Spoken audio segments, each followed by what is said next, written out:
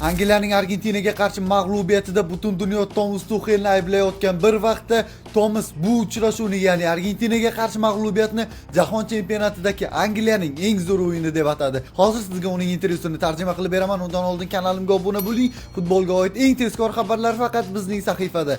To'g'risini aytsam, biz maydonda ajoyib futbol namoyish etdik. Yigitlar rejalashtirgan deyarli barcha ishni amalga oshirishdi va ishonch bilan ayta olamanki, bu bizning ushbu mundialdagi eng yaxshi o'yinimizdir. Janob Tuxel, ko'pchilik sizning tarkib tanlash borasidagi va o'yin davomidagi taktik qarorlaringizni, ayniqsa almashtirishlarni tushunmadi. Bunga nima deya olasiz? Agar barchasi yaxshilik bilan oxiriga qadar hal bo'lmasa, o'yindan keyin qarorlari noto'g'ri bo'lgan deb aytish har doim oson bo'lgan. Mag'lubiyatdan keyin millionlab murabbiylar paydo bo'ladi va barchasi buni qanday qilish kerakligini mendan yaxshiroq bilishadi. Lekin ichkaridagi vaziyatni hamma ham tushunmaydi. Bu tarkib yoki o'yinchilar bilan bog'liq muammo emas.